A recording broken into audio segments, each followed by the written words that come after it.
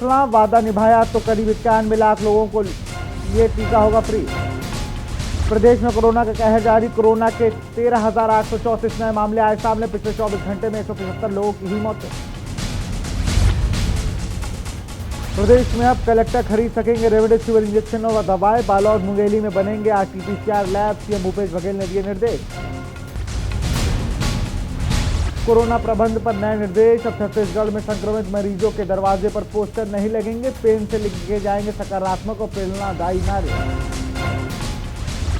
Corona पर स्वास्थ्य मंत्री टी.एस. सिंहदेव ने कहा कि लॉकडाउन से दुर्ग रायपुर से संक्रमण में आई कमी, बस्तर में हुई वृद्धि।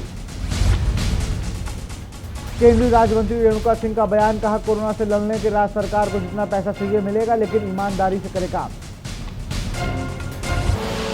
आप देख रहे हैं के न्यूज, खबरों का सारथी।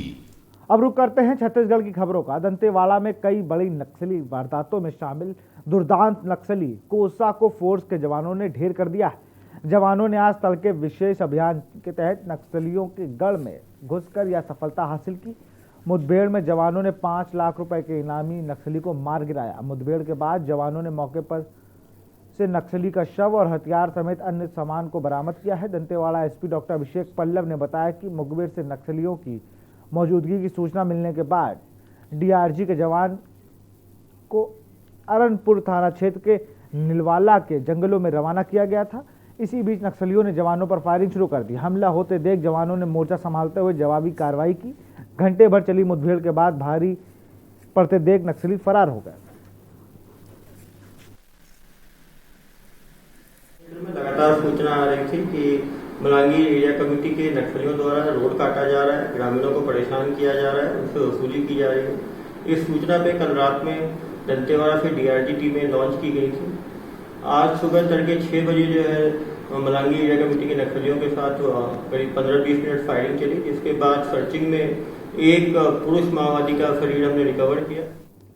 बालोद जिले में कोरोना टेस्टिंग किट की तंगी व रिपोर्ट में लेट लतीफी को लेकर संसदीय सचिव का बड़ा बयान सामने आया है, जहां उन्होंने कहा है कि जब तक पर्याप्त उपलब्धता ना हो तब तक जरूरतमंदों की कोरोना टेस्टिंग की जाए, ताकि जरूरतमंदों को रिपोर्ट के लिए इंतजार न करना पड़े। सभी दल व समाज के प्रतिनिधियों को केंद्र सरकार से टेस्टिंग किट ज़्यादा देने की मांग करनी चाहिए। वहीं प्रवासी श्रमिकों के आने का दौर भी शुरू हुआ है, इसलिए टेस्टिंग किट की ज़्यादा जरूरत पड़ेगी। ज़रूरत की है और जिसको लगता है कि हमको अपनी प्राथमिकता के आधार पर इसको हम टेस्ट करें, तो उस हिसाब से उन्होंने कहा है माननीय मंत्री जी ने कि सबसे पहले ज़रूरतमंदों को उसकी RT-PCR टेस्टिंग की सुविधा सबसे पहले उनको मिलनी चाहिए, ताकि हम उस रिपोर्ट को वेट करने में, जैसे हमका 5 से 6 दिन 7 दिन लग जा रहा है, उसमें हमको त्वरित 1 से 2 दिन में उसका रिपोर्ट मिल जाए, टेस्ट का रिपोर्ट मिल जाए, ताकि उसकी हम इलाज की सुविधा बहुत जल्दी कर सकें। और साथ ही टेस्टिंग किट जो होता है केंद्र से आना है, और कल का डेट मैं आपको बता देता हूँ कि कल केवल 2000 किट दुर्ग संभाग में है। और सोच लिए पूरा दुर्ग संभाग में 2000 टेस्टिंग किट को देना पॉसिबल तो नहीं, और एक यदि हम ब्लॉक की बात करते हैं तो लगभग 70 से 100 के आसपास आते हैं। जांजगीर के पेंड्री माइनर नहर में रविवार की शाम अज्ञात व्यक्ति का शव मिलने से क्षेत्र में सनसनी फैल गई। कोतवाली पुलिस ने शव को कब्जे में लेकर पोस्टमार्टम के लिए भेज दिया है। वहीं मंगलवार को मृतक की पहचान जांजगीर इंदिरा नगर निवासी शंकर लाल के रूप में हुई। बता दें कि जिला अस्पताल में मृतक के पोस्टमार्टम कर लिया गया है, लेकिन जांच रिपोर्ट नहीं मिलने से मौत के कारण का खुलासा नहीं हुआ। शाम को जांजगीर थाना क्षेत्र के पेंड्री के माइनर नहर में एक युवक की लाश फंसी हुई मिली थी, जिस पर पुलिस की टीम तत्काल ही घटनास्थल पर रवाना हुई थी और वहां से युवक की लाश को नहर से बाहर निकाला गया था। रात्रि होने की वजह से शव का पीएम नहीं कराया जा सका था, उसे मॉर्चरी में रखा गया था। आज उसका पीएम कराया गया है और उसकी शिनाख्ती भी हो चुकी है। खाद्य नागरिक आपूर्ति व उपभोक्ता संरक्षण मंत्री अमरजीत भगत ने आज बैठक लेकर कोविड-19 संक्रमण से उत्पन्न परिस्थितियों को दृष्टिगत रखते हुए विभागीय कार्यों की समीक्षा की है। इस बैठक में मंत्री अमरजीत भगत ने सार्वजनिक वितरण प्रणाली, खाद्यान्न एवं अन्य वस्तुओं के भंडारण, आपूर्ति एवं वितरण, आवश्यक वस्तु के मूल्य नियंत्रण के संबंध में चर्चा की है।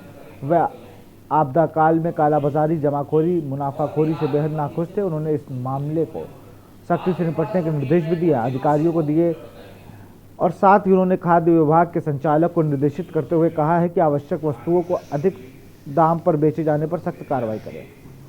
कोविड-19 के संक्रमण को रोकने के लिए जो लॉकडाउन लगाया गया है, इस बीच बहुत सारे जो सप्लाई का काम है वो बंद है और इसमें जहाँ जहाँ भी है वहाँ लोग कई जगह से शिकायत आ रही है कि अधिक मूल्य पर सामान बेच रहे हैं, कंज्यूमर से ज़्यादा राशि वसूल रहे हैं।